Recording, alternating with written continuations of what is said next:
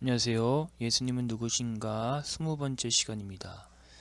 오늘부터는 5분 말씀으로 줄이려고 합니다. 아무래도 좀 길다 보니까 말씀 다들 많이 안 하는 것 같아가지고 줄이려고 합니다. 여러분들 잘 들어주시기 바랍니다. 오늘은 마귀의 세 번째 유혹에 대해서 살펴보길 원합니다. 사실 마태는 오늘 시험을 두 번째로 제시하고 있는데요. 반면 누가는 마지막으로 기록하고 있다는 사실 먼저 참고하시기 바랍니다. 두 번째 유혹까지 이긴 예수님을 사단은 예루살렘 성전 꼭대기에 세웁니다. 그리고 네가 만일 하나님의 아들이었거든 뛰어내리라 라고 유혹을 하죠. 그리고 시편 91편 11절 말씀을 인용하는 것입니다. 오늘 본문 속에 담긴 사단의 전략을 묵상해 봐야 합니다. 첫 번째, 예수님에게 하나님의 아들이심을 세상적인 방법으로 증명하라고 요구합니다. 그런데 이 증명은 불필요한데요. 왜냐하면 예수님께서 광야로 오기 전 세례를 받으실 때 하늘로부터 이미 증명을 받으셨기 때문입니다.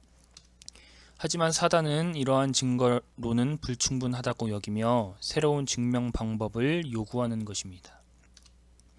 이처럼 사단은 끊임없이 우리가 하나님의 자녀라는 사실을 흔들려고 합니다. 우리는 하늘로부터 하나님의 음성을 들었습니다. 그 음성은 성경 속에 있는 것이죠.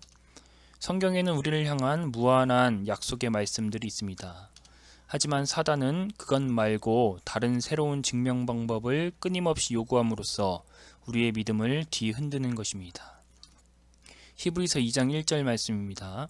그러므로 우리는 들은 것에 더욱 유념함으로 우리가 흘러 떠내려가지 않도록 함이 마땅하니라.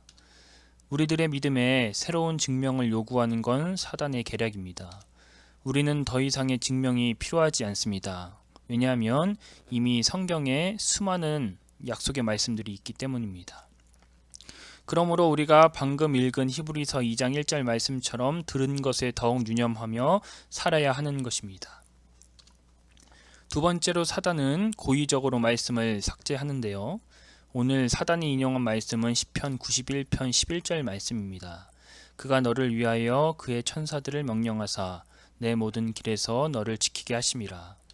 여기서 사단은 내 모든 길에서 라는 말을 의도적으로 삭제합니다. 제가 누가복음이 길을 강조한다고 말씀드렸습니다. 그래서 누가의 신학을 길 위에 신학이라는 말까지 나올 정도로 누가는 길을 굉장히 많이 사랑합니다. 따라서 내 모든 길에서 라는 구절의 삭제는 우리들에게 의미심장하게 다가오는데요. 사단은 하나님께서 무조건 나를 지켜주셔야 한다고 말합니다. 사단은 너를 위하여 그 사자들을 명하사 라고 말하는 것이죠. 하지만 그것이 아닙니다. 주님께서 명령한 길 위에 있을 때 지키심을 받는 것입니다.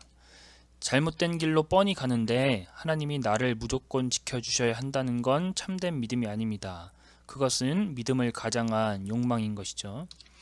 잘못된 길로 가고 있다면 때려서라도 올바른 길로 인도하시는 게 성령님의 역할이지 그 잘못된 길에서 보호하는 게 성령님의 선한 역할이 아닌 것입니다.